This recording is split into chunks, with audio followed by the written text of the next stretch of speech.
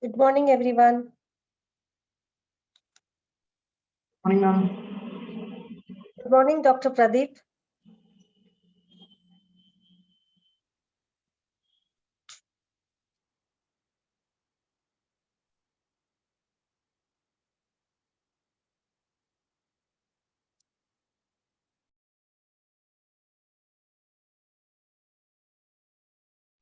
I think the speaker has joined, ma'am. Maitri is here, I believe. Maitri, things are good at your end?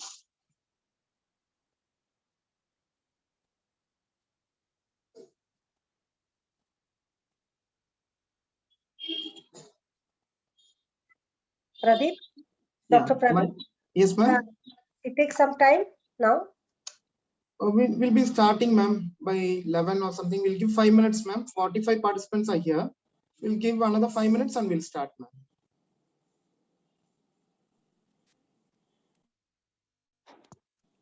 Maitri, can you hear me? So she's in meeting, but she's not connected with the mic. Okay.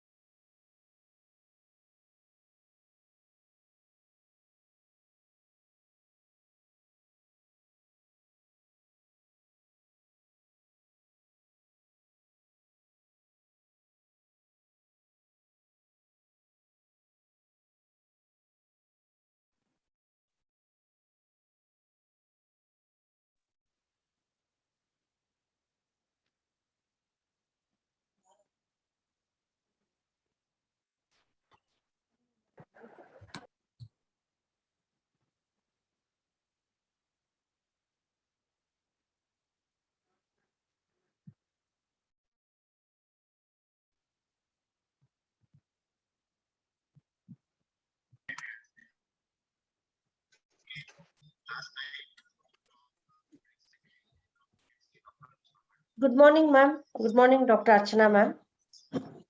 Yes, so good morning, everybody. We begin our workshop in next 5 minutes. Yes, welcome to the speaker, Ms. Maitri. Ms. Maitri, am I audible to you? Dr. Pradeep, could you just check her audio connection, please? She said that she will join in a mic. They are connecting the mic, ma'am. She'll be online in another 2 minutes, ma'am. Just a second. Yeah, ma'am. Our mic is here. Maitri, can you unmute yourself so that we can check if you are audible? Ms. Maitri, can you please unmute yourself? Let us just check your audio settings. It's Yeah. Yeah. Can you please say something? Good morning to you. hello, good morning. Yes, you're audible. Thank you so much. Yeah. Okay, We'll thank just start in some time. Welcome, Okay, Dr. okay, Anita. Thank you, ma'am. Welcome.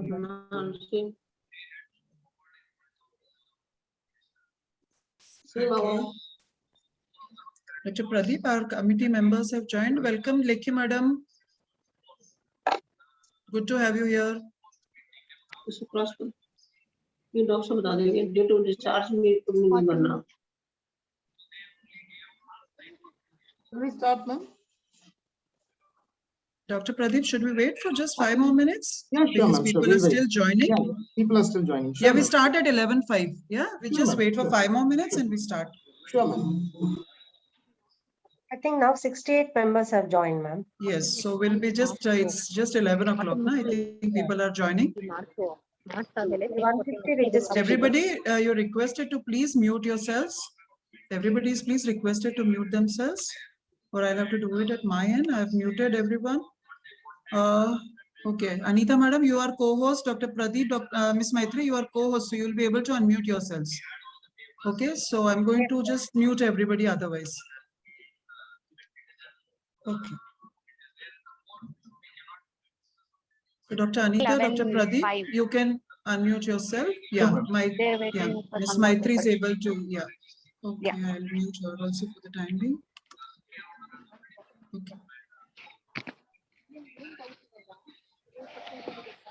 ಇಲ್ಲಿ self prepare ಮಾಡೋದು ಇಲ್ಲೇ ಮಾಡು page ಮಾಡ್ಕೊಡ್ತೀನಿ Yeah, okay, she's muted herself.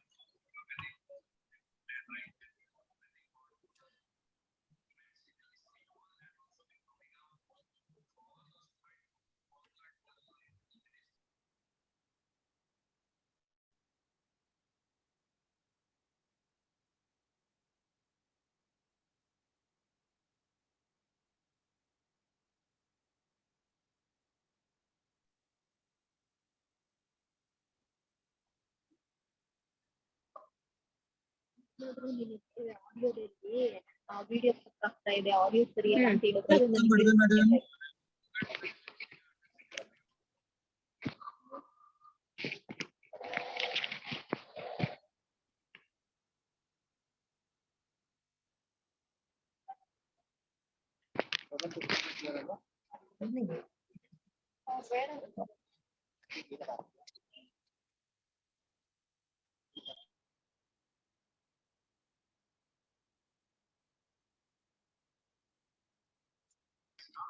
Fine. I think Dr. Pradeep, we can start now because others are joining. We'll start meanwhile.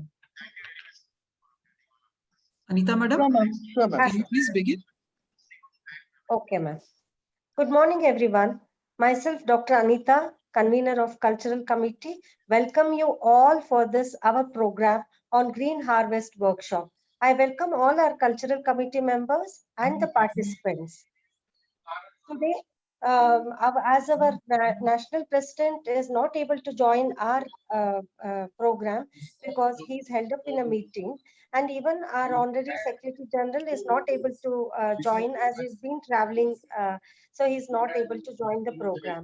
So now I welcome Dr. Archana ma'am, Archana Pate ma'am, our chairperson of Cultural Committee, to deliver the welcome address. Over to you, ma'am. Thank you so much, Anita madam.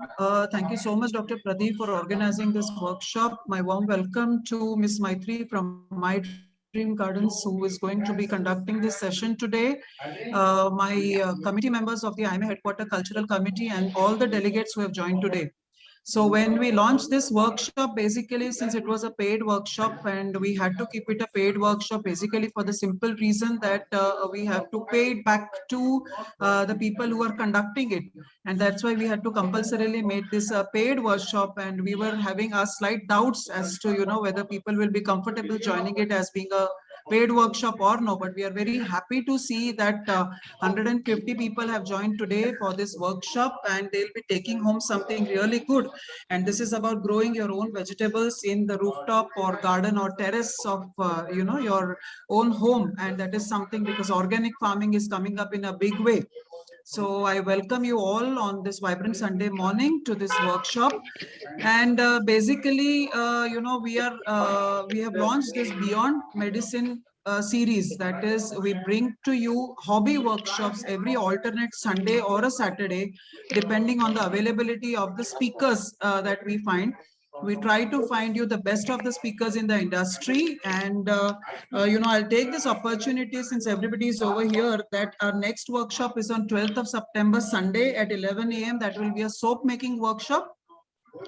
Please note that all the workshops of IMA Headquarter Cultural Committee under the Beyond Medicine series are open to IMA members and their family members. Okay, so you as well as your family members are welcome to join. The only condition being that you have to fill the Google form, and everybody please understand that the link for joining the workshop will be sent to you by the mail ID that you provide. There are people who, their mail IDs are not correct, and we find it difficult to communicate with these people. Second thing, please do not join very, very late, because there are some people who register, extremely late, say by 10:30 or quarter to 11. Then it becomes difficult for us to send them the joining link and the joining ID, because by then we are already into the program. Okay, so our next workshop is on 12th September, 11 a.m., which is a soap making workshop, which is free workshop. On 25th September, Saturday, we have a workshop on best out of waste, how to make certain things out of the waste that you have at home. A very beautiful workshop. Again, that will be a free workshop. It's on a Saturday, 25th September. On 9th October, we are planning a Hasya Kavi Sammelan. On 30th October, we will be having a Rangoli workshop. And anything else that comes in between, we will be informing our IMA members. Majority of the workshop, we are trying to keep it for free, unless that for some workshop, we have to pay to our speakers or to the organization through which we are organizing the workshop. In that case, only the workshops will be paid workshops. Our one more announcement that by next week, IMA Headquarter Cultural Committee is launching its flagship competition program, that is All India Singing Competition, IMA Sargam. The planning is in final stages and details will be soon announced next week. So with this, without taking much time, I invite Dr. Pradeep Kumar to introduce our speaker for the day and start with the session. Thank you, dear Archana ma'am. So I'm very glad to introduce the speaker to you. Miss Maitri is from My Dream Garden. And the goal of My Dream Garden is to make, they've already made 8,500 vegetable gardens and 2,000 plus greenhouses. They are based in Bangalore and they have been encouraging and guiding more than 3 lakh garden enthusiasts through online consultation services to become successful and confident in growing plants. So they'll be organizing the entire session today. And our speaker for today is Miss Maitri. She's finished a graduate in gardening and agriculture and horticulture also. And she's an excellent speaker. And I really believe that she will do justice to this job. Over to you, Miss Maitri. Please proceed. And I would like to welcome all the doctors to our virtual Zoom Meet Terrace Gardening workshop. And before that, I would like to thank all the doctors who are COVID warriors who will apart from their family, they are looking after patients and they are serving us. So I would like to thank all the doctors on behalf of our organization, My Dream Garden. So without much delay, we can start our workshop. So that My Dream Garden, we started our organization at 2012. It started by an MBA graduate, and he has taken franchisee from Fiberdust, a American franchisee. When it doesn't work out well because that potting media is it from completely American context, then he started 60 batches of potting mix with different composition. Among 60, he has taken 16 potting mix batches, and among 16, one is successful. And that is how our My Dream Garden started. It started with only 2 people, our founder, Mr. Ashok Kumar Casey, and one more person. And now in 2021, we are working with 80 plus people, including horticulturists and gardeners, and we our own digital team, marketing team, and research and maintenance team. Till now, we have done 8,000 plus garden setups across Bangalore and all over India. So we are providing garden maintenance services, garden setup services, and online consultation services along with that pan-India delivery. This is all about our company introduction. So without much delay, we can start about terrace gardening. So what is terrace gardening? So terrace garden is a thing which is gaining importance in nowadays, especially in urbanites. So even after pandemic, it has gained more importance because people came to understand that the importance of growing food on their own, and it will also help with space utilization, and it cultivates a better hobby culture in people, and it will help the people to involve themselves in gardening, and it also with the physical activities, it helps with family bonding. So terrace gardening is a thing where you can grow all the plants, including vegetables, ornamentals, fruits, flowers, medicinal plants, any kind of plants on a terrace. It might be a container gardening, or it might be a directly growing plants on the bed using raised bed. That means directly laying soil under the terrace, on the terrace. So usually in terrace garden, 90% of the people, they will go for container gardening because all our most concern is that to not spoil our dream home because of water stagnation. The seepage issue may come if we go directly laying a soil under the terrace. That's why we go for container gardening. where it don't allow for water stagnation and seepage issues. So in terrace gardening, what are the major factors that we could consider is first thing, sunlight availability, and second thing, container selection. Third thing, selection of seeds and saplings are what plants we are gonna select on terrace gardening. And fourth and foremost important thing is potting media. So let's go one by one. First thing is sunlight. For any crop, especially for plants, because they do photosynthesis, they'll synthesize their own food. For that, they need carbon dioxide, water, and sunlight. These are the main things that they require for photosynthesis. So in our condition, we can get easily carbon dioxide. In urban areas, it's more than enough for the plants. And next thing is nutrients. We need to provide that externally. And next thing is potting mix and sunlight. So sunlight is very essential factor. For example, if you are gonna grow plants like vegetables or fruits or flowers, they require minimum 4 hours of sunlight for their photosynthesis process. So if you are gonna grow leafy vegetables, 4 hours sunlight should be enough. If you are gonna grow tomato, chili, brinjal, radish, carrot, cauliflower, any such kind of vegetable, so minimum 5 hours sunlight is required. If you want to grow creepers such as the rich gourd, cucumber, or bitter gourd, or even fruit plants, minimum 6 to 8 hours of sunlight is required. So what you can grow without sunlight is you can grow ornamentals or you can grow air purifying indoor plants. Those two sections you can grow without sunlight. And even nowadays, people are growing with using UV lights, that is artificial method again, that will add some extra cost to your investment.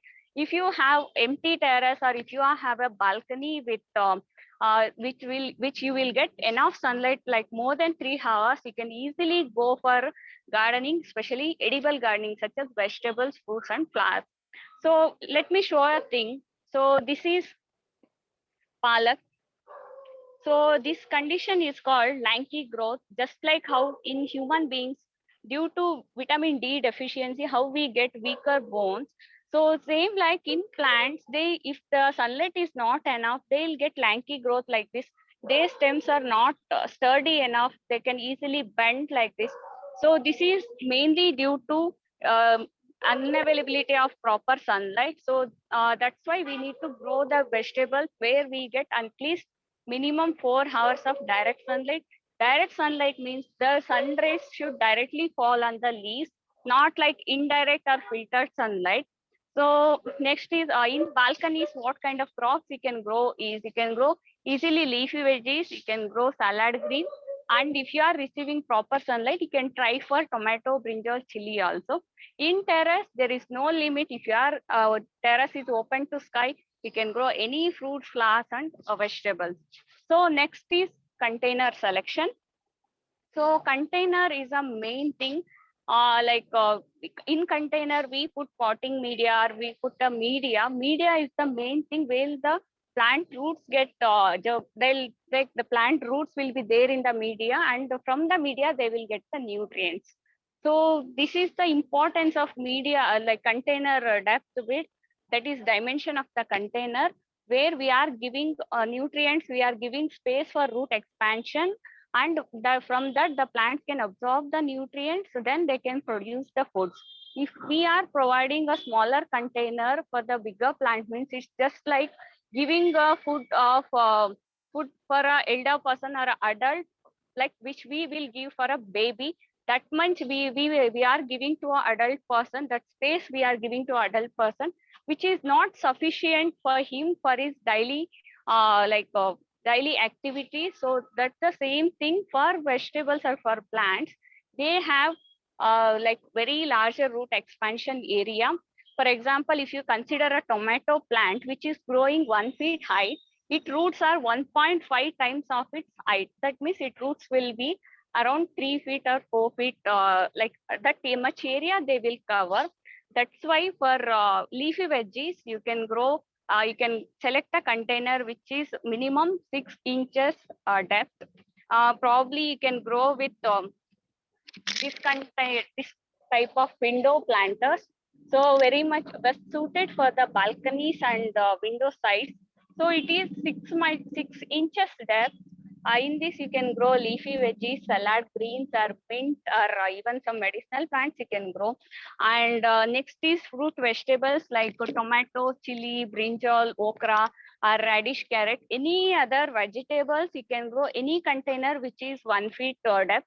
So you can use grow bags like this. These will be, even you can get HDPE grow bags, high density polyethylene material, or low density polyethylene material grow bags, or even you can use paint buckets, any container which has same dimension at the top and bottom. So it should be a cylindrical, or it can be a square, or it can be a rectangular, but the dimension should be same because for vegetable plants, especially the active roots will be at the bottom, or tap root system will be almost half of its, like if you consider 1 feet, so this is aerial roots will be there, and from here you can get active roots and tap roots. So here, if we not providing enough space, means they will get coil there only at the bottom. Then they are not able to absorb much nutrients. So that's why we should provide a container which is same dimension, and try to avoid pots such as which are V in shape, like not this one. 1 minute. Give me. The pots like this, usually we do get more number of pots like this in market, which is wider at the top and the narrower at the bottom. If we use this kind of container, the roots will get coiled around here, so where we can't absorb good growth or good yield from the plants. So that's why we can go for a container which has same dimension at about top and bottom space. So next, for all the veggies, you can grow. We can choose a container which is minimum 1 feet depth, except for leafy veggies 6 inches depth. For other vegetables, 1 feet depth. What about creepers? So creepers, they'll grow height like 4 feet, 5 feet, or even they'll spread enormously. So for the creepers, we should select a container which is minimum 2 feet depth. You can either the 25 liters paint buckets will come, or 100 liters, 50 liters drums will come. If you have the drums, you can use them really well. So there will be a waste management and reuse of the our daily things also. This is one such container where you can grow creepers. This is really almost double of this container. So this is for other veggies, and this is for creeper veggies. So the depth should be minimum 1.5 feet to 2 feet depth. So where they can extend their roots, they can absorb the nutrients from this kind of container, or at least the container width should be at least 2 feet and depth is 1 feet, or like the dimension should be like 2 by 1. So this is how you need to select containers for the creepers such as cucumber, rich gourd, wattle gourd, bitter gourd, or even creeper beans. For such kind of veggies, you can select a container like this. And for fruits, so for fruits like lemon or even curry leaf, even we use drumstick leaves, which has more vitamin C, and very other fruits like guava, pomegranate, all these kind of fruits, we should use a container which is minimum 3 feet depth and 1.5 to 2 feet width. So this is how you can just imagine plant stature, how big it grows. So you can choose the container accordingly. So if you consider leafy veggies, at least they'll go off feet. So we can choose 6 inches container and width will be more. And for other veggies, I'll repeat it again. For other veggies, 1 feet depth container. For creepers, 2 feet depth container. And for fruits, you should select minimum 3 feet depth container. So for fruits, you can use either drums, or you can use extra large grow bags will come, or you can use with us we have Ruksha and fruit magic planter box. We can use those kind of containers. So this is about the depth and dimension of the container. So what is the next character of the container that should it has to be an ideal container?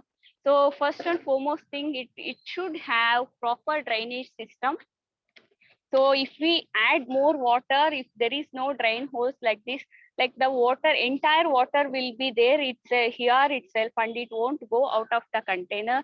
As a result, the plant roots, they'll start to rot, and within 2 to 3 days, you can see that the drying of the leaves, or the sudden green leaves will be there. Suddenly they'll start to show like a dull symptoms, or they'll drooping symptoms of the leaves, and then the plant will die within 2 to 3 days, even though, however, it may be how much healthy it may be, but it will die suddenly. That's mainly due to root rotting at the bottom, which is mainly affected by the this kind of drain holes should be there. If it is there no proper drainage system, the plant's gonna die. And one more thing, even the plant roots needs oxygen in order to like absorb the nutrients from the soil. That's the reason we should go with a container which has proper drainage and aeration system. For that reason, we have one more container.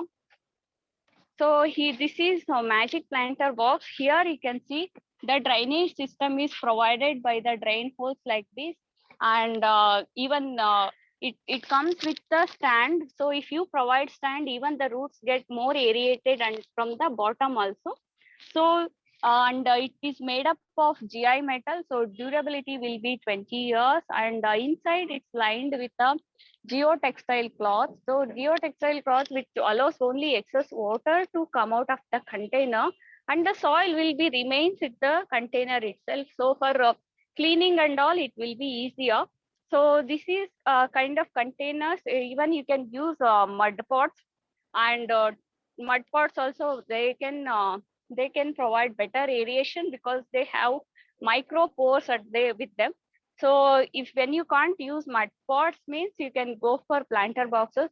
One drawback with the mud pots is they can't be reusable, because once after the terracotta, we can't reuse it. Once after the turning into your mud turning into a terracotta, then we can't reuse it. So then you can, if you are eco-friendly, or if you want to reuse the things, you can go with the any container and like this magic planter box, and try to avoid black pots, because if you use complete black pots, especially the plastic pots like this, the black usually traps heat. So if especially in summer, the due to overheat, the plant may show you withering or drying or dull leaf symptoms. So this is about the container, and sunlight is over, container selection is over. Next thing is seed selection and seed identification. So what kind of seeds you should select, and what is the season that you can sow different vegetables in a particular season. So usually usually leafy veggies you can grow in all seasons, and tomato, chili, brinjal you can grow in all seasons. But in rainy, it's better you can avoid okra or lady's finger, and even broccoli, cabbage, cauliflower. And in winter, it's suitable to grow all kind of vegetable. In summer, you can it's better if you can avoid lady's finger and creeper beans and cucumber, such kind of crops you can avoid. But if you are taking proper care, it's possible. Yes, you can grow all kind of veggies in all kind of seasons. Because nowadays we are getting improved varieties. So like summer suitable veggies, winter suitable veggies, or rainy season suitable veggies. In a single crop only, we will be having different varieties, or even some varieties will come which will be suitable for all kind of seasons. You can select that kind of seeds also.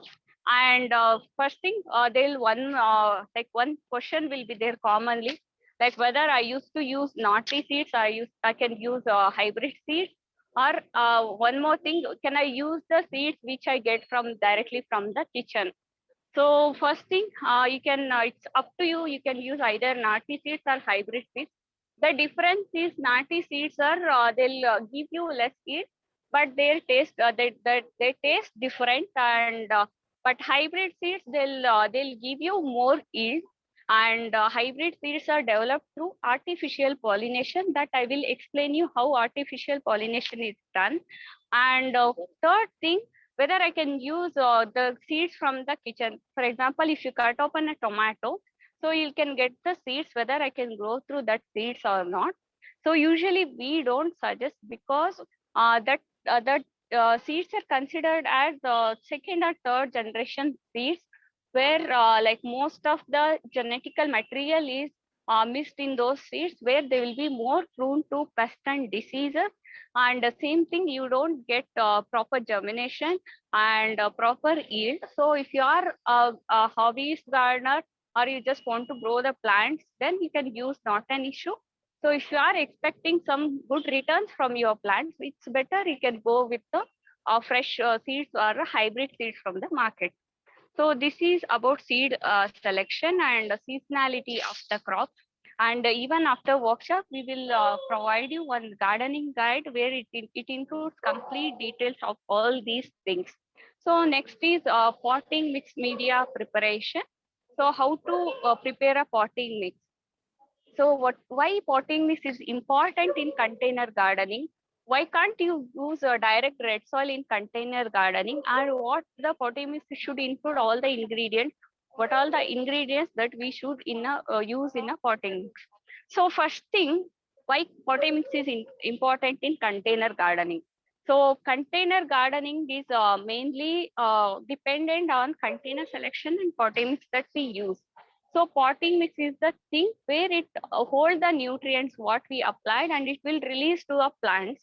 And one more thing, it should not be a like a thing that should transmit the diseases from the soil to the plants. It should be a very sterile media. It should contain it should be a pH level should be at 6.5 to 7.5, because all the nutrients will be available at this pH.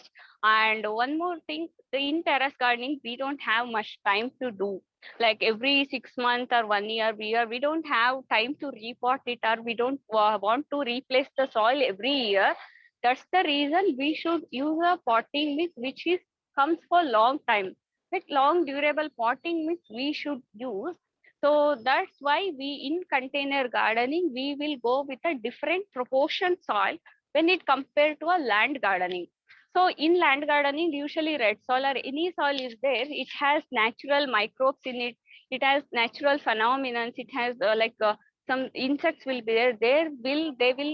Uh, they will give they will enrich the soil fertility level. Microbes, they will fix the nutrients, and from some natural phenomena, they will make the nutrients are available to the plants roots. But in container gardening, already we are limiting the space. We are not allowing any such kind of operations or things in container gardening. So it is such a thing that we should provide everything externally and a very good textured potting mix. So that's why in container gardening, potting media is important. So if you use red soil directly, means it lost its fertility within 6 months span of time. And when you apply water, it will become hard. And for intercultural operation, or for removing a plant, or for any nutrient application, it would be a difficult process. So it consumes more time. That's why we should avoid. It's better to avoid complete red soil in a container gardening. And again, the weight of red soil is more.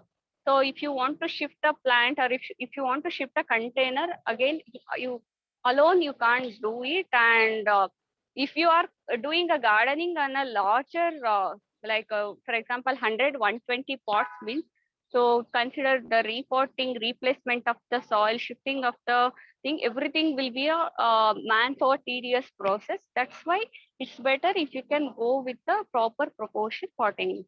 So next thing is, what is the proper proportion potting mix and how we can do that potting mix for terrace gardening. So let me explain you. So what are the ingredients for potting mix? So first ingredient is coco peat. So coco peat is a if you are experienced with coconut, or if you open the coconut, you will get powder kind of thing. That is this coco peat, the powder from the coconut husk. Coconut husk is the coco peat. This importance of this is this doesn't serve any nutritional purpose, but it will help to maintain the soil potting mix texture, and it will helps to hold the moisture. So even it's okay if you are not providing enough water, or if you want to go out of your garden for like 1 to 2 days, this will help with moisture retention. So this is coco pit, and we can use this at 35 to 45% in our potting mix. So to prepare potting mix, so first we should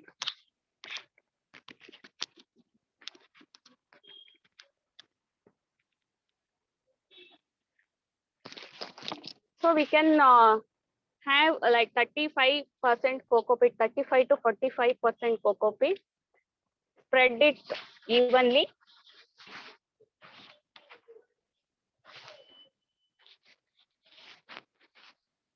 So next one is vermicompost, next ingredient.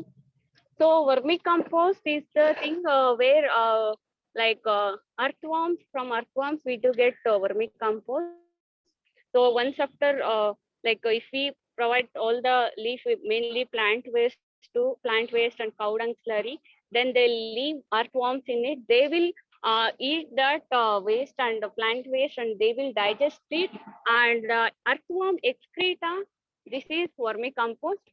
Why earthworms or vermicompost gains importance means that digestion process, earthworm has a special uh, microbes in its digestive system, which will convert which will add the nutritional value, and even it will it will help the plant to get that kind of nutrients, especially nitrogen, phosphorus, and potassium.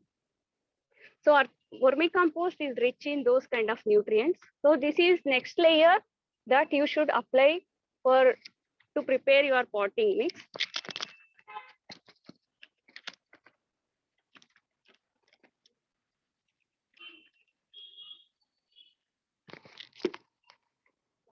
So break the cloths.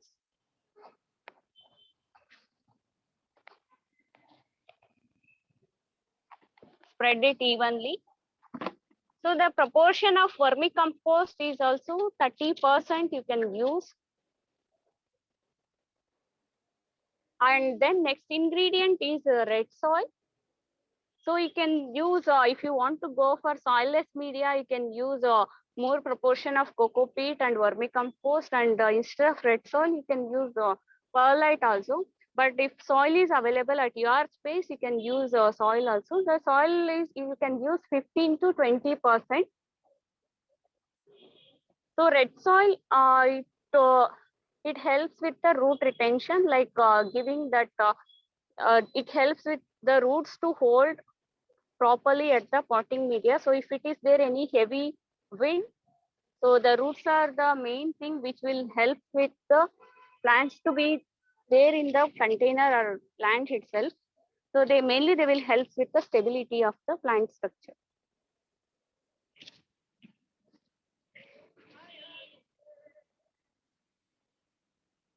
So make sure that you are breaking the cloths, or you can just avoid this kind of things.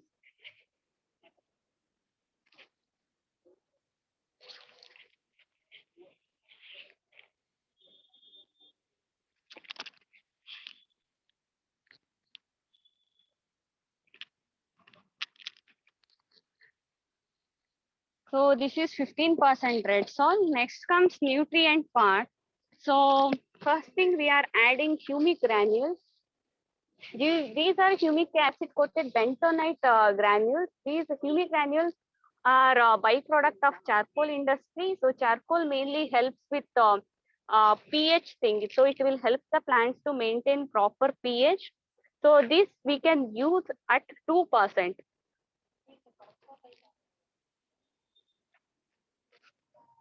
So next is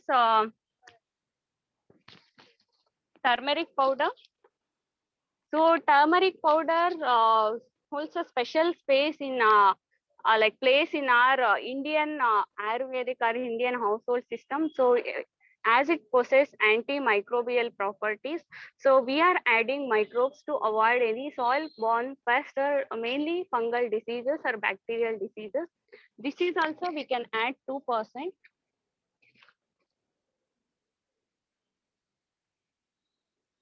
So better not to go for market available turmeric as they have artificial color. So like we don't get proper antimicrobial properties in it. Better to go with the pure turmeric. And next is Pongamia cake. So Pongamia cake also 2% you can add. Pongamia cake also it has rich in nitrogen, phosphorus. So before adding, you can either break it or even after adding water, it will dissolve naturally. So this is 2% you can add. So it's not so hard, it's easily breakable. So next is bone meal. If you don't want to use bone meal, if you are a vegetarian, so you can even use calcium nitrate, or even you can use eggshells. So as they are like alternative for the bone meals, or even you can use mustard cake if you have. So this is also 2%. So these are calcium nitrate slow releasing granules. So especially if you are using a high level of coco peat in your potting media, so you should use calcium nitrate, especially if you are growing tomatoes, as they are very susceptible for the calcium deficiency. Sometimes you might have observed if you are already growing plants, so the plants, the tomato fruits will get black at the bottom, which is due to calcium deficiency. This I am adding 2%. It's up to you. If you want to add, you can add. Otherwise, you can add alternatives such as the eggshells also. But eggshells should be finely powdered. Don't add the raw one, like with the big thing. So this is, you can see this is neem powder. So neem powder mainly helps with acts as a repellent for the pest, and it also has a nitrogen in it. So this is also 2% we can use.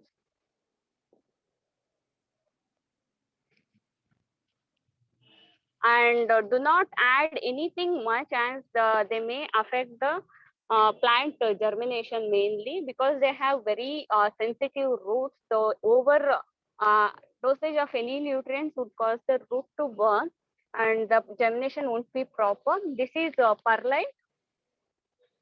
Perlite also helps in keeping soil texture, to maintain soil texture, and apart from that, it will help in pH maintenance, and it will help porosity. That means it like whatever excess water is there, it will drain out, and it will also facilitates with the root aeration. And this is lime powder. Lime powder also rich source of calcium, and again it will help with the plant media porosity. Porosity means it like and like as I told, it helps with proper percolation of the water, and even it maintains with the pH level. So this is microbes. So it has microbe spores in it. So microbes, why it's necessary means if it is there any thing, these microbes will help with the nutrient fixation. For example, if nitrogen is there, it's not the plant, it's not in available form. These microbes, they consume those nitrogen, and they will make it available for the plant roots. For reference, you can search that nitrogen fixation in the especially beans. So you will get complete idea about the role of microbes in the plant media and plant nutrition. So next, this is seaweed extract. So seaweed extract mainly helps with the foliar growth, that means leaf growth of the plant. So this is also 2% we can use. So next is bioenzyme. Seaweed and bioenzyme both looks like same. So both are also available in the granular form and even liquid form. So this is also 2%. Next is Panchagavya.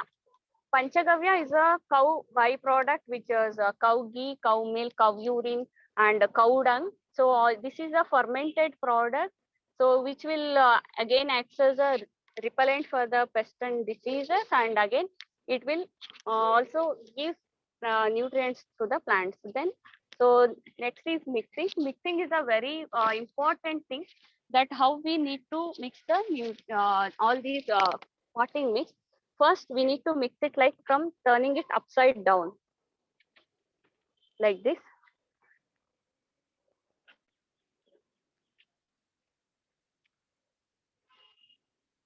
So then you can mix it thoroughly. Try to like accumulation of the all nutrients. If all nutrients are accumulated at single space, then again it will be a problem. That's why we need to do proper mixing. So it's the important thing. So you should break all the clots in this.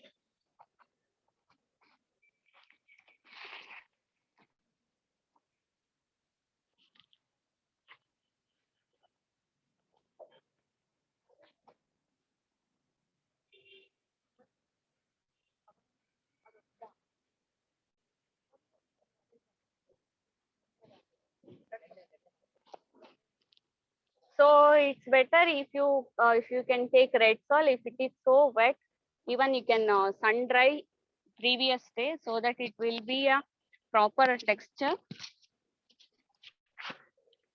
So this is complete prepared potting mix. So if you are practicing it, you can just smell it.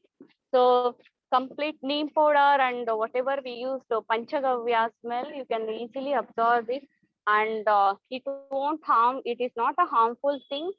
There is no absolute, there is no side effect for the skin or some skin or for us. So it's completely natural, like apart from calcium nitrate.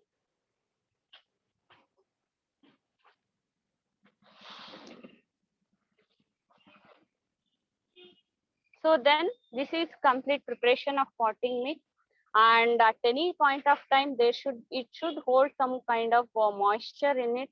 Don't prepare dry, don't go for dry potting mix, because as we added microbes in it, they need some sort of moisture to survive. That's why don't go for complete drying of the potting medium. At any type, potting media should have some amount of moisture in it.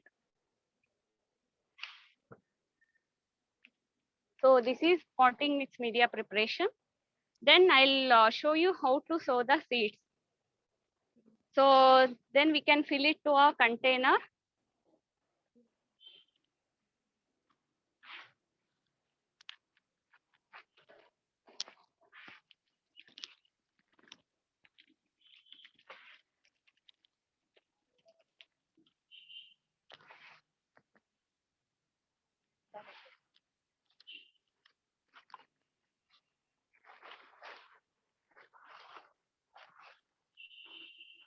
You can either use the freshly prepared potting mix, or you can use even if you can prepare it for potting mix, you can use it for store it for 2 months. But better is to store in an ambient condition, so where you will won't get much sunlight. It should be a cool and dry place.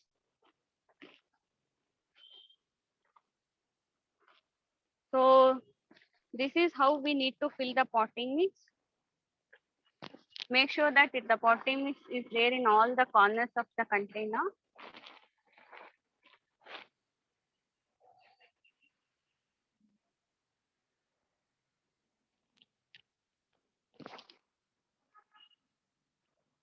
By leaving off 1 inch, 1 inch maximum 1 inch depth, you can go for sowing. Usually this potting mix after some days the level will decrease again. So based on crop growth stage, you can use this. You can add extra potting mix to the container.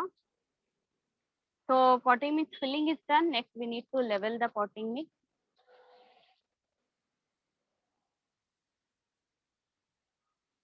Then we can go for sowing of the seeds. So in sowing, usually we do follow 3 to 4 different methods. So one is broadcasting, and second one is line sowing, and third one is spot sowing. So in which crop, which is the best method to follow, I'll just explain you now.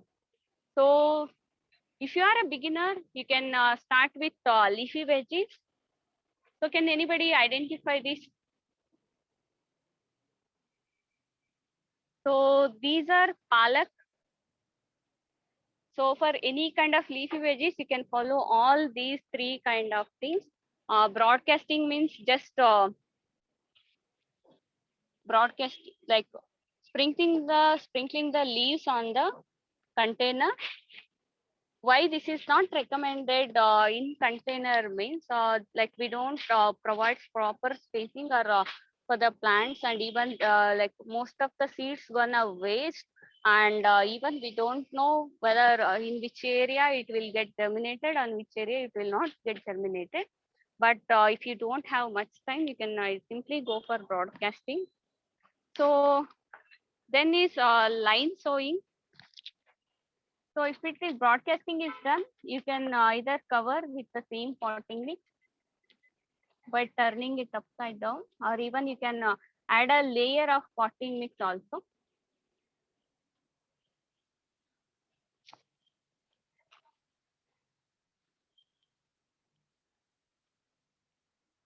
So once after broadcasting, you can go for line sowing. Line sowing, nothing but making usually in farms we used to make ridges and furrows. In container, we can make lines like this, half-inch depth, 1-inch width, half-inch depth, 1-inch width. Like this, you can make lines, and you can leave the seeds like this. So if you are a well practiced person, this could be a better method. But if you don't have much practice in it, because even like the spacing of the seeds is also very important. So if you are not practiced person, the next method is very best one. So after leaving seeds like this, you can just cover it.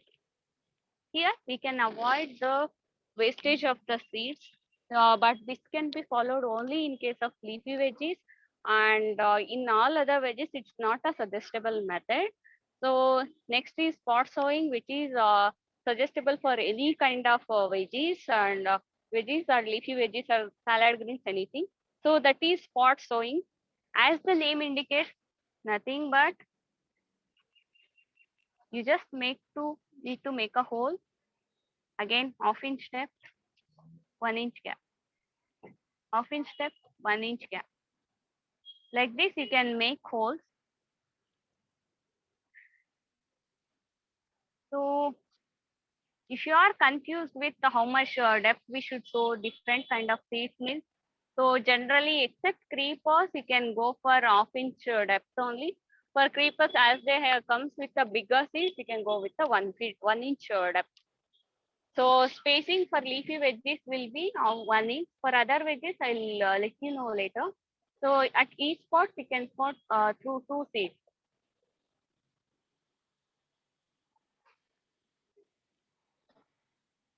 Like this, you can leave the seed. Then do not press it, just cover it gently. So this is about spot sowing of leafy veggies. And what about other veggies? We have categories like leafy veggies, fruit veggies, creepers. So I'll show you one by one. If it is root vegetables, you can assume the like quantity or size of the veggies, like cucumber, sorry, not cucumber, radish you can take, or even radish and carrot will comes with the same size. And but bitter gourd, it comes with like it will be broader at the base. So by assuming that, you can leave the space for those things. For example, if it is radish, so this much will be radish size. So in the middle, I'm going to drop 2 seeds. Again, it will be half-inch depth. These are radish seeds. This much space for radish for good full growth. Again, this much. In general, you can leave 1 to 1.5. Sorry, this is for one radish, for other radish. So in general, you can leave 1.5 inch space between two radishes and even for the carrots. So then you are dropping 2 seeds, cover it gently. Whatever may be the container size, if you follow these kind of small common sense tricks, you can maintain a proper spacing. If it is beetroot, it it will come this much, around 2 inch or 4 inch thing. So you can leave the, here we are leaving 1.5 inch spacing between two. There you can leave either 3 or 4 inch space between two seeds. And next is fruit veggies. Usually between two fruit veggies means all other vegetables what we use normally, tomato, chili, okra, or even cauliflower you can take. We usually these are considered as fruit vegetables and flower vegetables. All these you can maintain a spacing of, if it is 1 square feet area, 1 feet width and 1 feet depth and 1 feet length. So you can plant only 2 plants at that space. So this is around area of 2.75 feet by 1.5 by 1.5. So I can sow the seeds of 6, 8 I will sow, then I will retain only 6. So here you should leave space from the corners and from the sides. So here you can sow.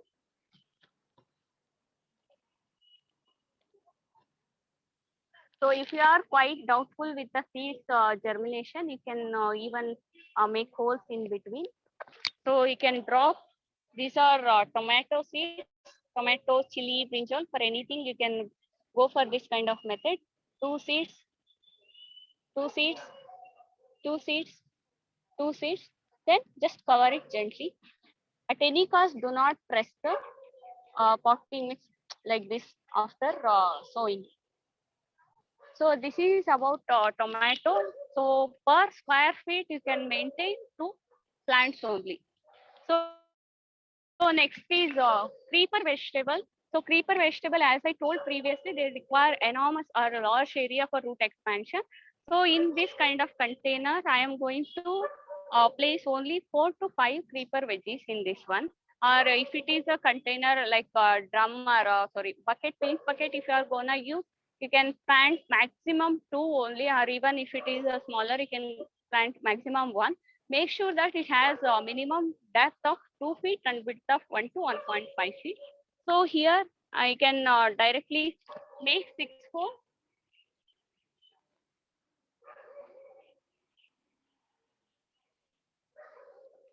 I'm gonna drop 2 seeds at spot. So depth should be minimum 1 inch. So you can drop 2 seeds, because why we are dropping 2 seeds, we don't know. All the seeds are not 100% germination rate. They'll be 90%, 75% like that. So we're not gonna take risk, because time is very important for us. So we are gonna sow 2 seeds at each spot. Then we are covering soil. This is about seed sowing of different category of vegetable. So next is seedling rising. So seedling rising, we can do it in all fruit veggies like tomato, chili, brinjal, or even salad greens you can do. But we don't recommend for leafy veggies and creepers and okra, because while transplanting, they may get root shock. That's why the plant won't grow in next stages. That's why in some vegetables we can grow for direct sowing, and in some vegetables we can go for transplanting. So this is seedling tray. The depth is around half inch only. Here you can first add coco peat.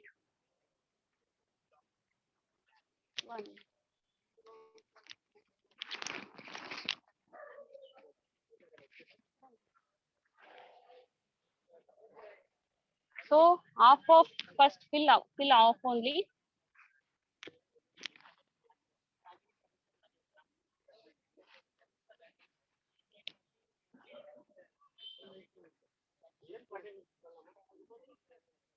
So fill half like this, not full like this.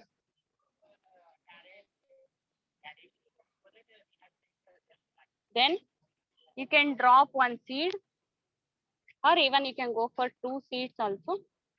Yes, here it's better. You can go with the single seed. Drop seeds. Tomato, chili, brinjal, cabbage, cauliflower, red cabbage, lettuce, or celery, parsley, all these you can go with sapling rising. So then it's off, fill it off, drop on seeds, then cover it. That's all. You can and better to store it where you don't get direct sunlight or direct rain, because the seeds may germination may get affected. So you can place it in a cooler space. Then you can go for spraying of the water. So for seedling rising, so you can give fine water droplets. So here sprayers will be available. Here you can adjust. So very fine sprays like this only we should give. Just 3 to 4 rounds of water. Then keep it aside. So for direct container stored vegetables, how we can do watering? So usually we can water with rose headed cans, water cans. 1 minute.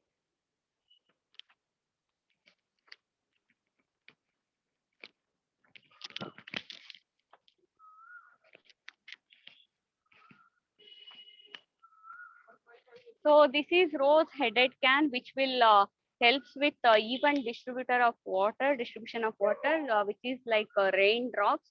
So to watering, you can hold this. It comes with 2 handles. So first handle should be bent. Keep it on higher side. Just water like this.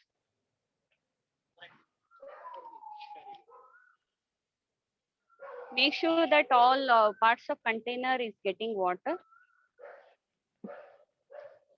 So I will tell you one drawback of broadcasting.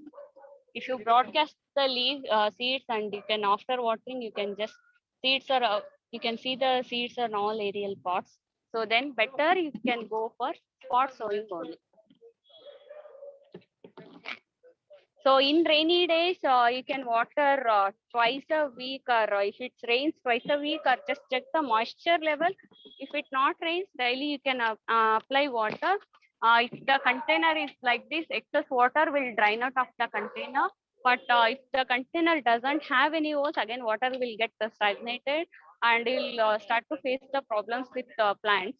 And how to check the moisture level in the plant means, if you take any indoor, outdoor vegetable, fruits or anything, you just, this is called a fingertip test.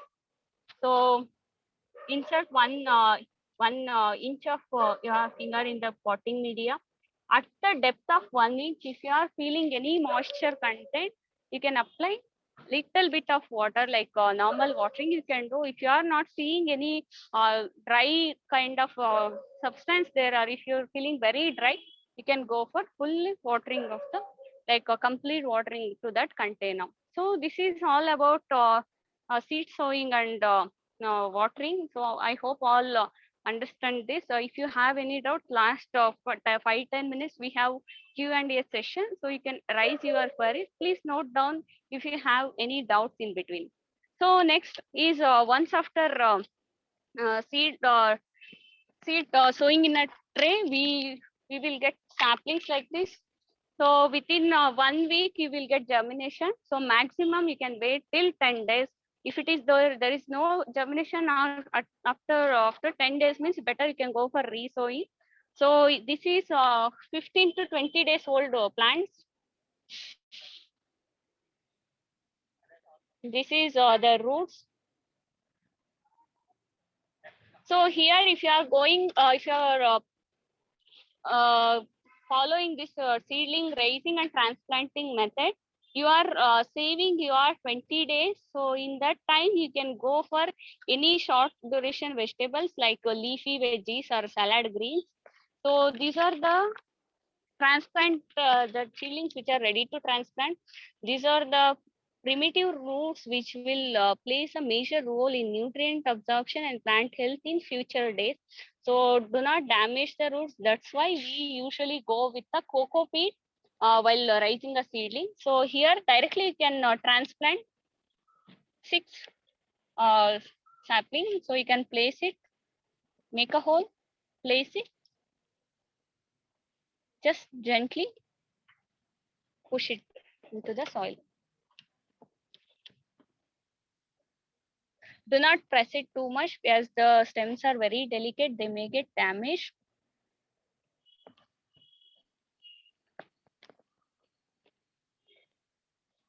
So in this kind of container, you can plant 6 brinjal. So 1 square feet, 2 only will be enough. This is around 6 square feet. So we are gonna 6 saplings here. So this is all about seedling raising and seedling transplantation. So next part is thinning. So as you see in tomato or radish, I have sown 2 seeds at each spot.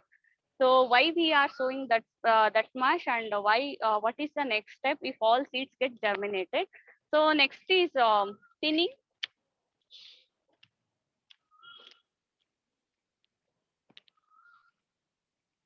See, this is these are we sowed this on 8th of August. These are almost 20 days old plants. All these are sowed on 8th August only. For your reference, you can just see here. Sorry, 7th of August. So these are carrot which we had sown 2 seeds. See here 2.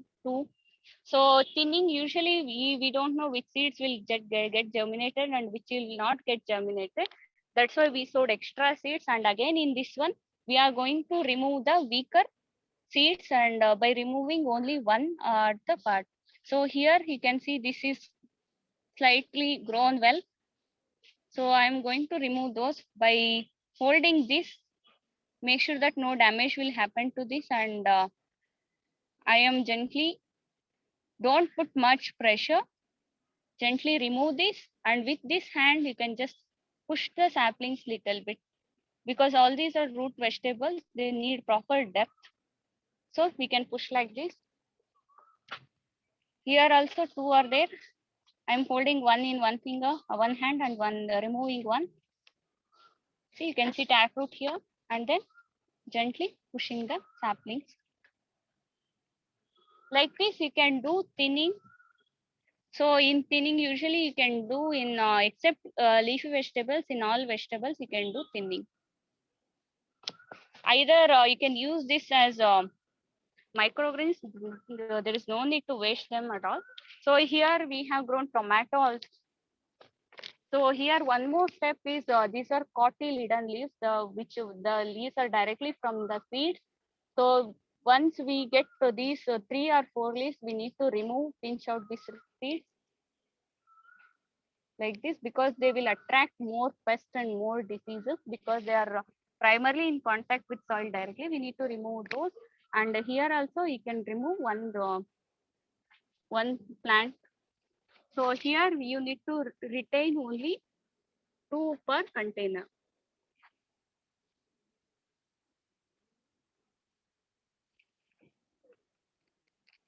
So here 4 were there. This is already affected with some kind of disease, or else you can directly pinch out, or if you don't want, you can directly remove.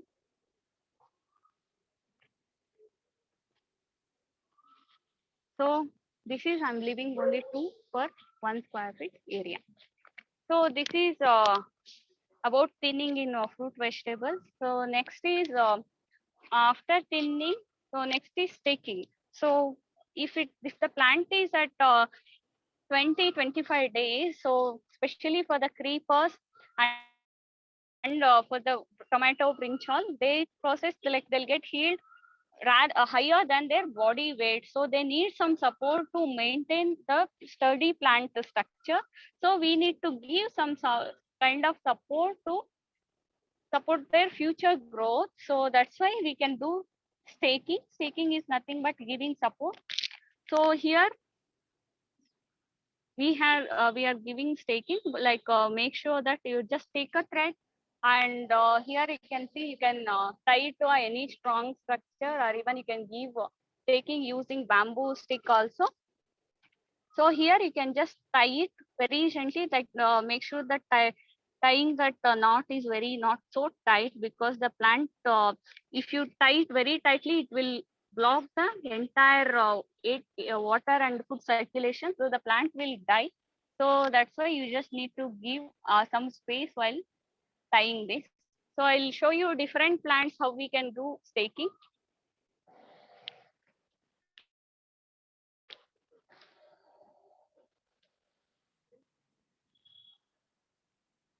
So this is one more type of staking which we can give in brinjal. Here also we left two plants.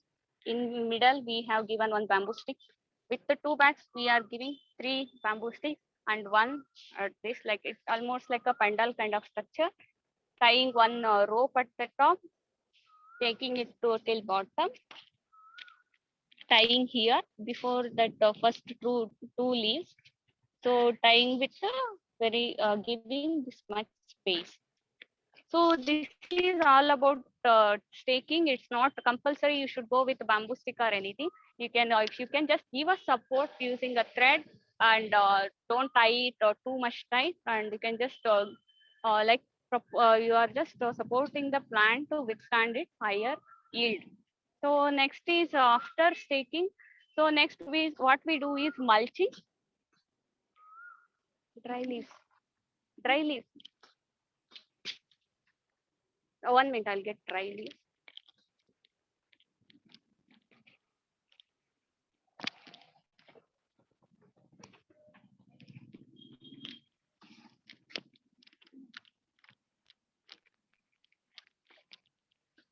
Oh, very sorry to waste your time.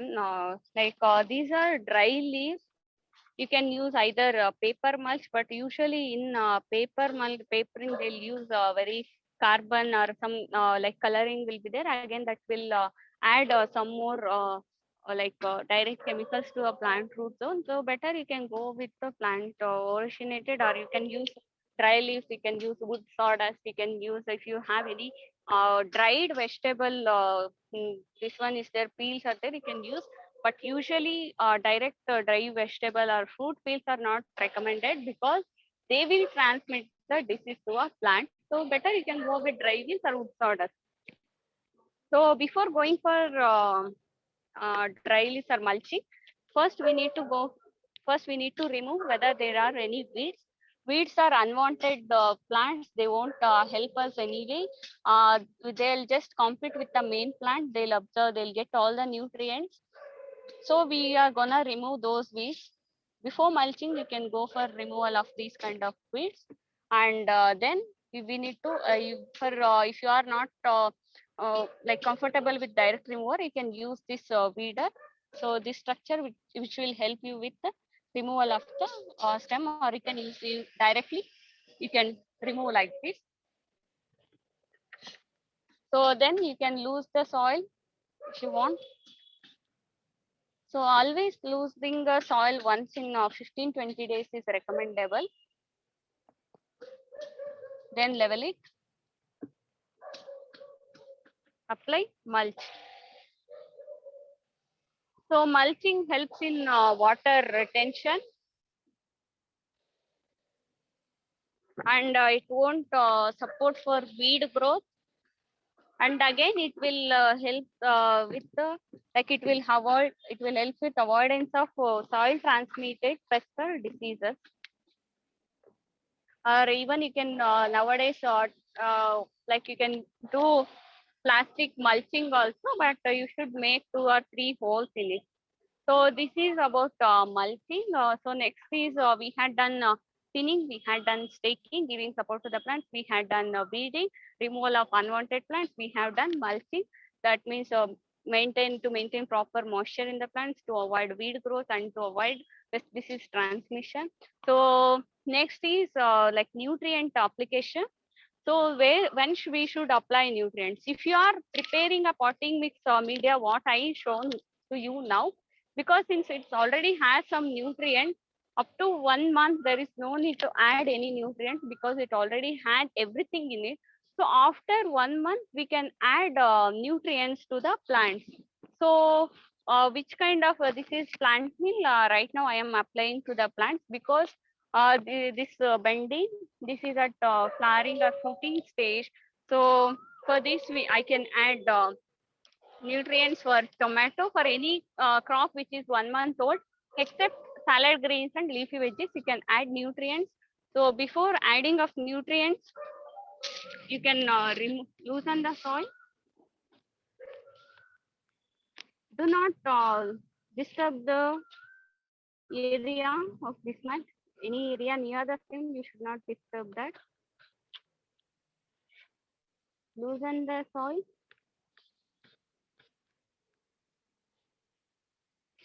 And apply only recommended dosage of nutrients. Sprinkle it. This is plant meal, which is completely from plant originated thing. So you can see here. So plant meal is made up of seaweed, panchagavya, bone meal, neem powder, biofertilizers, and vermicompost. So usage 50 gram, 8 grams per plant at flowering stage once in 10 days. So it depends. If you are growing creepers, you need to apply more nutrients. If you are growing other veggies, you can apply less nutrients. Again, before flowering stage, plant needs so mainly nitrogen and phosphorus and less potassium. So you can apply any nutrients which is rich in that. So or even you can apply slow releasing nutrients, which we have multi-nutrients. You can apply seaweed, you can apply bioenzyme, panchagavya. And once the plant you are seeing flowers, you can go with plant meal. And one more we have that is boron supplement, because most of the organic nutrients don't have boron in it. And again, we don't have natural pollinators in our area. And since we are small number of flowers, we don't find our time for artificial pollination. Then we can go for boron supplement spray that you can give at initial like flowering, or when you start to see fruit flower buds like this. So you can start spraying boron, or like once in 10 or 15 days you can spray. So boron mainly helps with the like pollen tube germination. So it's kind of fertility for the plant. If the only pollen tube is germinated, consider plant stigma. If pollen are drop on plant stigma, they need to reach till ovule. So to reach that ovule, they need a way. That way is pollen tube. That once the pollen drop on the stigma, it will start to germinate. It will reach ovule. Then only it will get fertilized. So usually in our urban thing, we are facing that issue. So then we can go for boron supplement spray, which will help with better pollen tube germination, and even more like uptake of nutrients like phosphorus and potassium, and even it will help with better fruit set. So this is about flowering initiation. So then we can go for male and female flower identification. So it's the most thing, especially with the creepers. So this is male flower. So it's just a flower without anything. Just like how you see hibiscus, it's just like that. But female flower, how they will gonna look is, they will gonna look like this.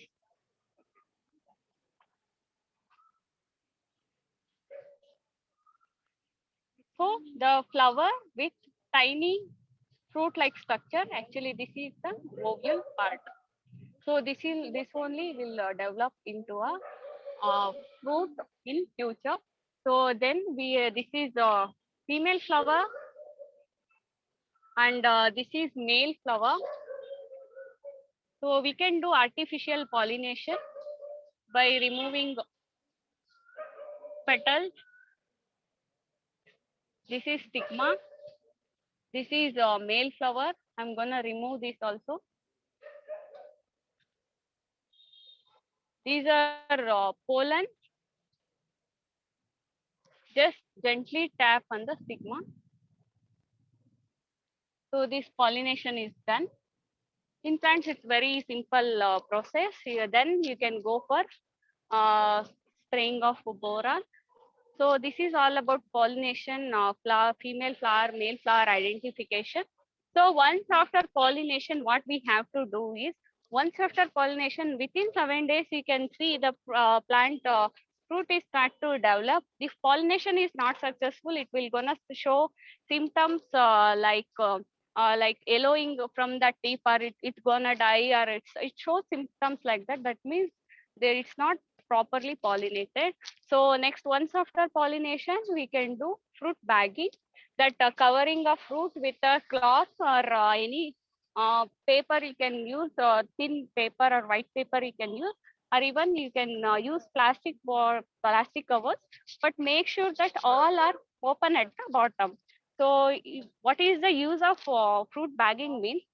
When you grow the creepers, or when you bring the plant like vegetables from outside, from like surface they look very nice, but when you will cut open, you can see fine larvae or like a spoiled fruit kind of structure. That is mainly due to fruit fly infestation. This is fruit fly trap. I'll show you how the fruit fly gonna look like that. Just remove and give it.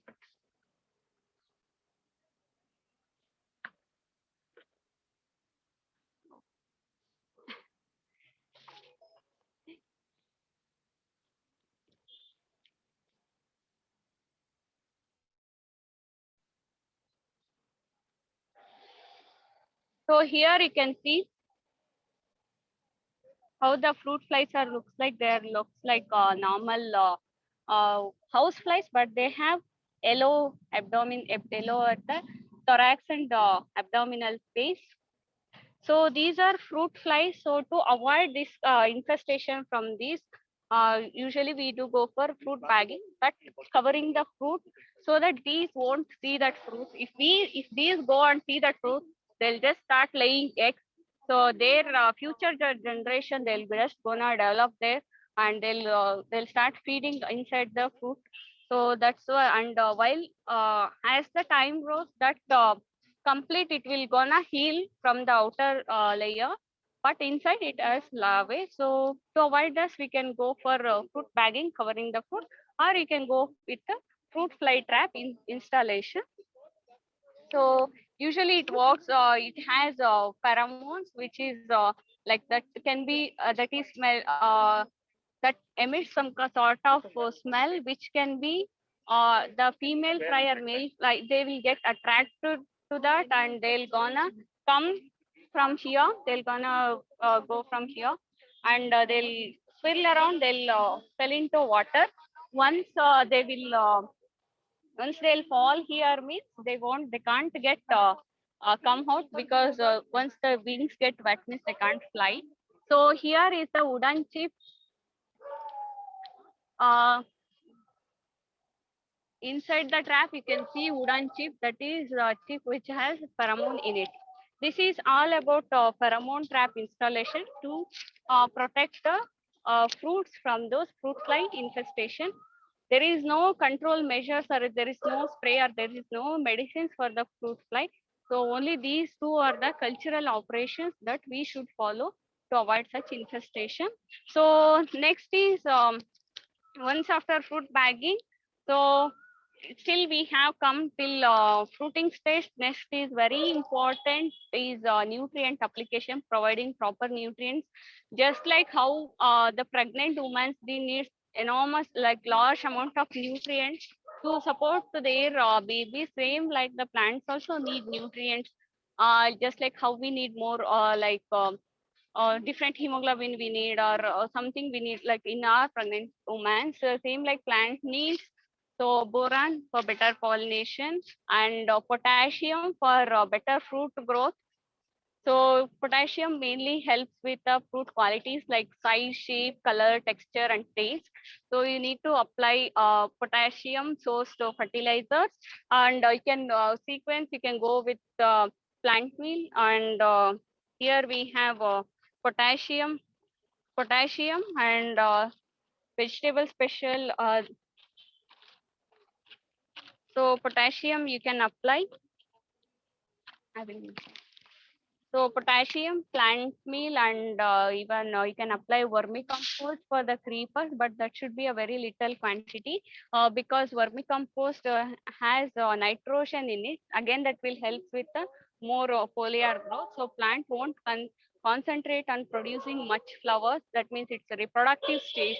So that we need to reduce that kind of nutrients in just to make the plant to produce more flowers and fruits. So potassium will help with healthy yield, quality yield, and boron helps with more flower initiation. Apart from this, you should provide other organic sources like plant meal, vermicompost. Even you can apply bioenzyme. Bioenzyme contains it stimulates plant hormones.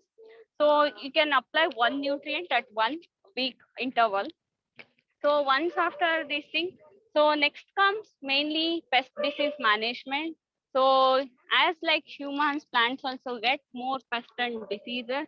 So it's okay, you can't grow a plant which is completely without infestation of pest and disease.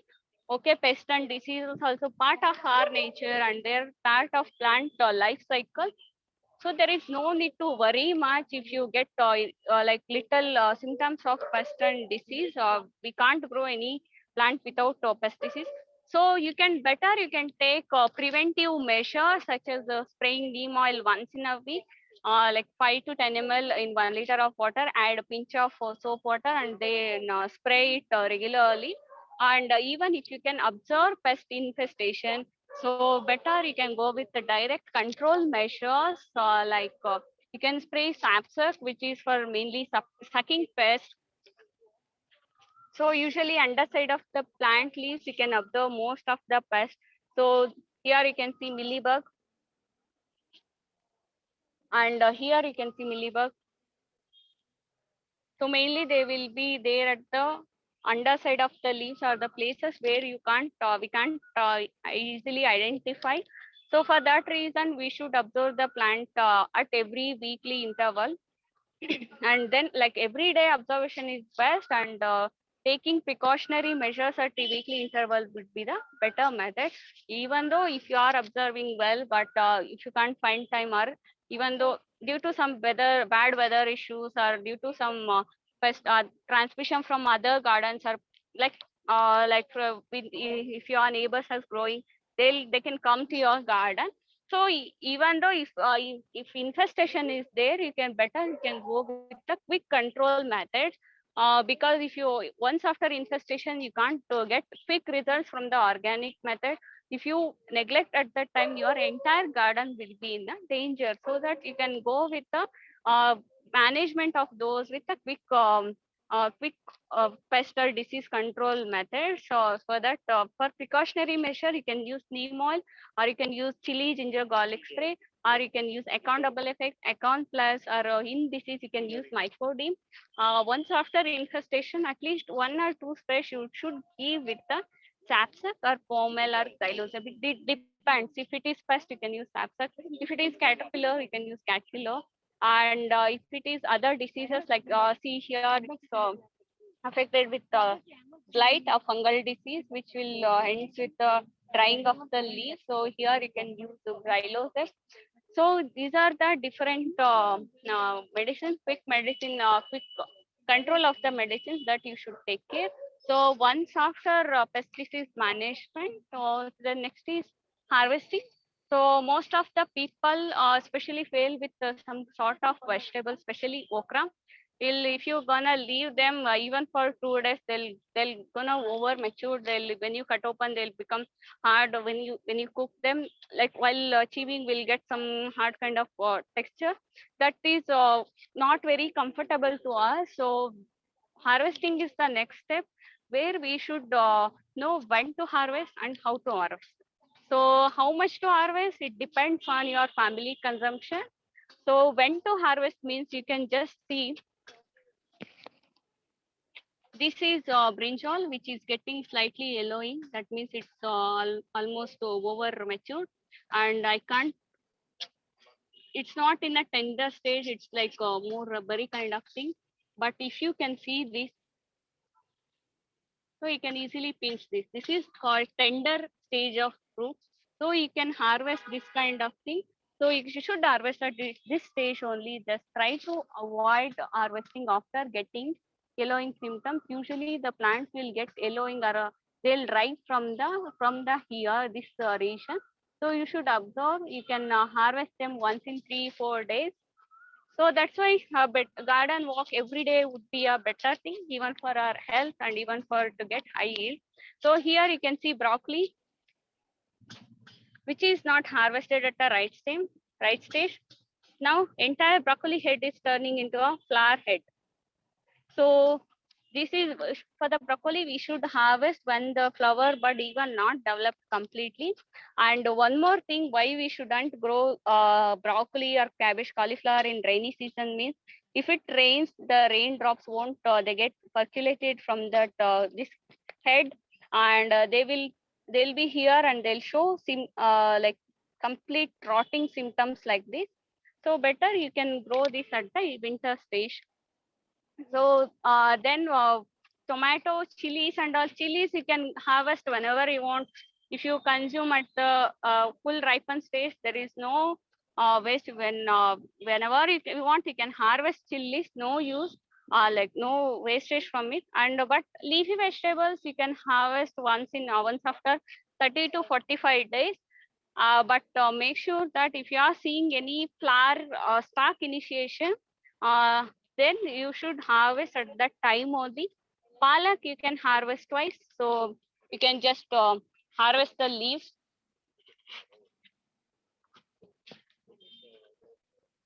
Like this, or even make sure that you are not damaging this new leaves which are start to growing.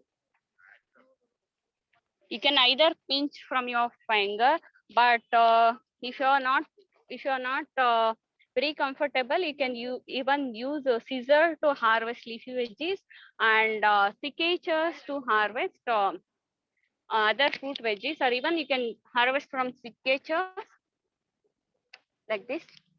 And leafy veggies, make sure that you are not damaging the new leaf growth. And next, harvesting of a salad greens. So lettuce, it has a growing tip here. We shouldn't damage this. Directly we can harvest from the bottom. Only grown up leaves we can harvest. Even though if you harvest at the later stage, it will give some bitter kind of taste. So this is about lettuce. So next is radish, root vegetable. So radish you can harvest at 45 days only. So even you can use these younger leaves for some people they'll use for salads or sambars or sabjis. You can use the new radish leaves, and but the grown up, as the radish grows, they will come out of the soil as they will push from the soil the taproot system. So you can just, it's very easy to harvest when you use protein mix proportion with less soil, because there is no much to worry about the cleaning. Also easily you can clean this here.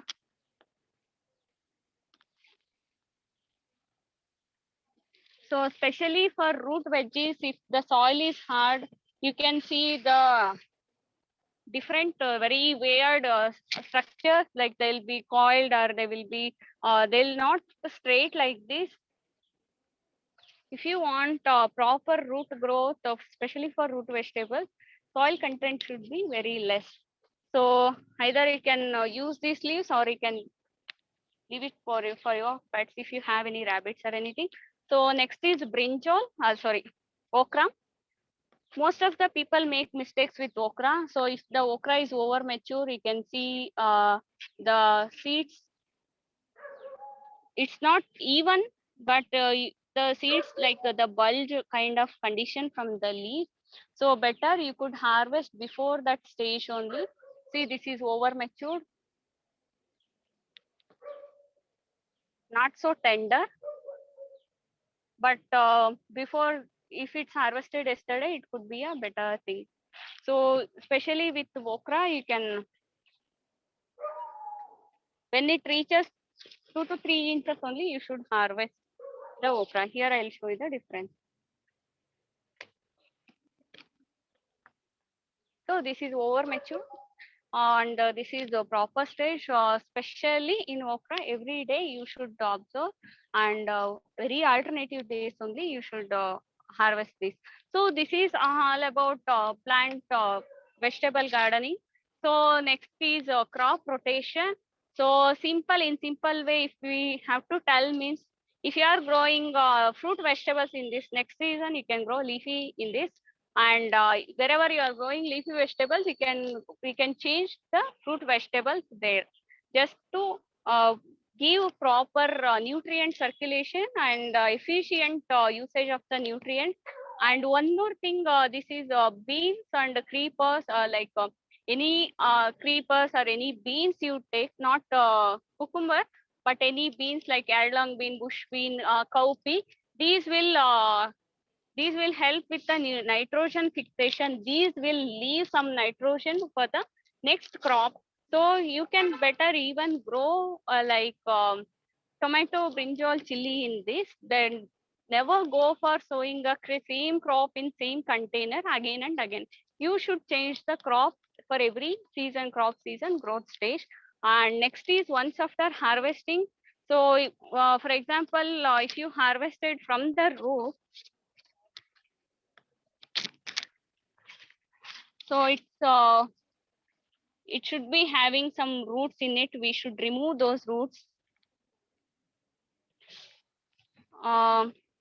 Especially we can observe this in leafy vegetables or any other vegetables. They'll be having some roots in this one. So we need to loosen the soil completely, and we need to add the nutrients whatever we use for potting mix media preparation. At least 2% we should add, and then we can leave it for 2 to 3 days, because it's better.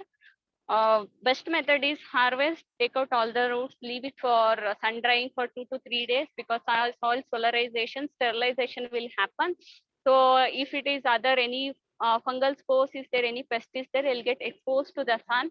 And then you can add neem powder, seaweed, bioenzyme, panchagavya, a bone meal to that soil, and mix it well, leave it for 1 more day. Then you can go for sowing. And if it rains after sowing, if it is a rainy season, better to cover it with a plastic container at the time of rainy. Especially at the evenings, you can cover it with the plastic. And one more thing, why we can't go in for growing root vegetable in rainy is they will start showing cracking symptoms like this, because of overwater or like fluctuation in the water intake by the plant. And they'll once they'll crack, they'll start rotting from here. So our entire efforts of 45 days gonna waste just because we sowed the crop in wrong season. So this is all about vegetable gardening. And last thing, we can, what is the easy growing medicinal plants in our terrace gardening? Because in nowadays, after pandemic, people are very health conscious. For everything, they want to go for a tablet or something. But they are in a way like they want to like improve their immunity. They want to boost their immune system. So most of the people are going with herbal kashayas or medicinal kashayas. So it's better if you can leave a small part of your garden for especially medicinal plants. So such plants are Amrut Balli you can grow, or Jala Brahmi you can grow, Vandelaga you can grow, which are very good for brain. And you can grow, if you are elders or the people at the mid age, you can grow like bone setter plant or Mungarvalli we say, that will helps with better like supplying proper nutrients for our special bone system. And there are some list of medicinal plants. Even you can grow betel leaf, like a long pepper you can grow, or lemongrass you can grow, or even you can include some kind of aromatics such as rosemary, lavender, or thyme, which are also mosquito repellent plants. This is the part of your garden should be for medicinal and aromatic plants. And next thing, here and there we have planted uh, flowering plants such as marigold. So especially it's better if you are here and there, if you can plant a flower which wears yellow color flower, because insects are especially attracted to a yellow color. So then if they come here, the pollination would be better.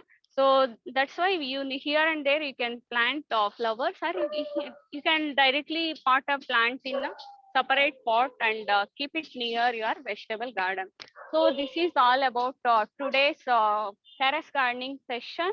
So thank you so much for giving me this opportunity. So if you have any doubts and queries, you can just let us know in our Q&A session. And apart from this, what services we do give is in Bangalore, we can come, we can visit your place and we can set up garden. Then after once in 20 days, we can give maintenance services also. If you are not from Bangalore, then no need to worry. All these services are available through online consultation. We will give you like a phone call consultation, or a WhatsApp call or WhatsApp chat support will be there. So like that, we have done garden setups at Chennai, Hyderabad, Chandigarh, Delhi, and even Gujarat. In Bangalore, currently we are giving services to 2,000 plus customers, and have done setup of 8,000 plus garden. So I hope all you understand the process of terrace gardening. If it is there any mistakes, please forgive me. And if it is there improvements, please let me know. It will be most helpful for my future workshop and for my career. Thank you.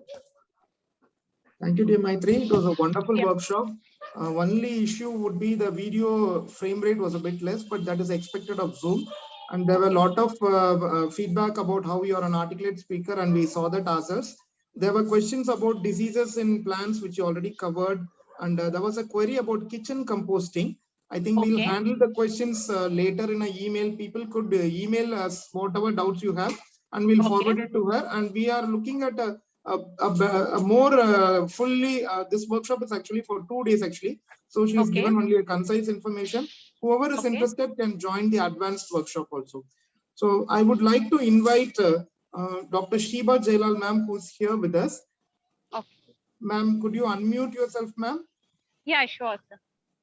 So we all know Dr. Sheba Jailal ma'am. She's the wife of Dr. J. Jailal, our national president of IMA. She's the first lady of IMA. Yes, welcome, madam. Great to have you here. Ma'am, can I give a brief introduction on her, ma'am? Please, please, please, please. So, ma'am is the main reason for me to pick up this workshop, to coordinate this workshop. She has a beautiful terrace garden at her own place, and it is really the pride of our city actually. And she is growing organic tomatoes and lot of greens and everything. She took me there and she showed me everything that is available of her. It's an extensive garden, and she also taught me how to grow them at home also. She has also fruiting trees also, and these are the brinjals actually, chilies and everything she has grown there. Okra.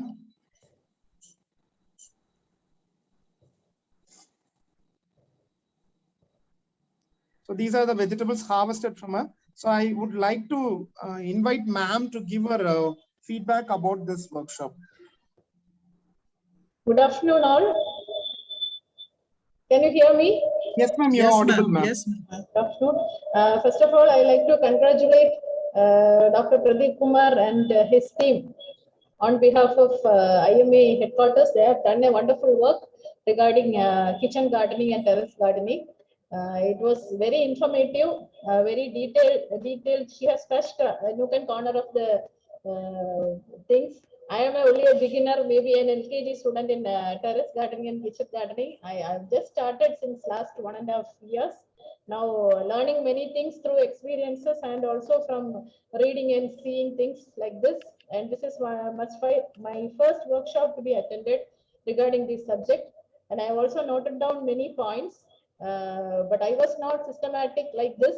I was having my own way of doing things, especially pesticides and things like that. I am using only neem oil, mixture of neem oil, garlic and soap dish, soap, liquid soap, spraying once or twice a week. And regarding the fertilizers, I was using only my kitchen waste made into a compost or directly applied onto the pots. And more than pots, I used to grow vegetables on the grow bags, which is widely available in our place, which is green in color. I was not used to this type of black and white things, but looks nice. The one thing which attracted me is that fruit planter. I like to know what was the material used for lining the planter box. After putting the what is that drain sheets, she has covered it with, lined it with some eco material. I just want to know the name of that sheet so that I can also try in future. Then what else? And in between, when Pradeep was showing my video, you would have noted one brinjal plant all withered. That is the common problem we are facing. That was taken just to show how the plants get affected. That disease also we want to relay. No, that's why. And that brinjal, the chili plants also, that was disease plants with curled leaves. So those were the two common problems which I faced. Then I used to use this rice water. When we cook rice, that drain water, what we call is kanji water, I used to collect it for 3 days, keep it for 3 days, ferment, and then dilute it, and I'll add to the vegetables. Similarly, the water used to wash the rice before cooking. The water used to wash the dals, and the coconut water. All these things I have been using for as in the form of liquid fertilizers. So regarding fertilizers, there is two entities, solid fertilizer and liquid fertilizer. I am more in favor of doing liquid fertilizers to my plants, and I used to use all these things to my plants. These are all pertaining to my garden. It is not at all scientifically based, not under anybody's instructions. I just started and I am just carrying out by learning things little by little. And once again, I congratulate Pradeep and his team for this wonderful thing, and also the National Headquarters team for this wonderful venture. Thank you. Thank you, dear ma'am. Archana ma'am. Yes, Dr. Pradeep. So with this brings us to an end of today's workshop, and I sincerely thank Dr. Shiva Jailal madam for her gracious presence. It was an honor having you over here, madam. And this is a certificate of appreciation which we present from IMA Headquarter Cultural Committee to our trainer for today. So certificate of appreciation is presented to Ms. Maitri, who is a consultant at mydreamgarden.in, for giving your expert guidance to IMA members through Green Harvest Workshop organized by IMA HQ Cultural Committee on 29th August 2021 under Beyond Medicine series. Ma'am will be mailing you this certificate of appreciation. So with this, yes. Yeah, thank you so much, ma'am. Yes, thank you so much. And I think that was an absolutely, wonderful session that you gave. And I think it will, divert more and more members towards organic gardening, because I think this concept is liked by many want to definitely go for it, but then it is always like an enigma as to how do you start with it. So at least people will be directed towards, at least putting their foot once into this organic gardening, and once they get into it, I'm sure they'll be, looking for more and more. And once people demand more and more, we will be surely able to take your help once again to guide them towards, more advanced parts of the training. So thank you so much for this wonderful session. Thank you, my team, IMA Headquarter Cultural Committee, for being here. Dr. Anita. Thank you, Dr. Pradeep, from the entire team Cultural Committee, for taking the lead in organizing this workshop. And now I hand over the session back to you for a formal vote of thanks. Thank you, ma'am. So just like we put in the brochure, we would like to give a short presentation on microgreens. Sure. Just for 2 minutes. So these are microgreens. Microgreens are nothing but the baby leaves of plants, edible seeds. So you can see them here, beetroot seeds, alfalfa and mustard, etc. So these are grown from kits like this. So these are available in Amazon. This is the one from Amazon, Bossy leaf, easy growing seeds. So it contains radish seed, beetroot seed, etc. And we get seeds like this. So they can be grown easily in Tupperware like this, in takeout deli containers like this. Where what we order food from Swiggy, we'll get dishes like this. So they can be easily grown in this. So I'll just be giving a brief demonstration on how to grow them. So you need to cover them initially so that it doesn't get dry. When you get a container, just poke holes in the bottom for drainage. Because if the water gets logged in, then the plant will not grow. And once you can grow them in normal soil like this, or you also have soilless media like coco peat, etc. Again, these are commercially available. So you take the soil and seeds are available ready-made. So you can just sow them like that. You can just spread them as much as you want because we'll be harvesting them in 7 days. So, and a little bit of soil to cover them, to make sure that the soil is not too compacted. So if it is too hard, the plants will not germinate. And then you keep it in a place where there is a good adequate sunlight, maybe your windowsill or even in the sun. And you can close this, because to prevent water evaporation, you can close it. And just have to mist it every day. Once or twice you just mist it. And here you can see it's here, which are sowed like a couple of days ago. So they just started germinating. And by 7 weeks, you get seeds, you get microgreens like this. This is purple radish. You can see the purple coloration here. Again, all of these are microgreens. This is beetroot. It looks very red, and most of them have a unique flavor also. So this really tastes like beetroot. And by 7 days, you can just pluck.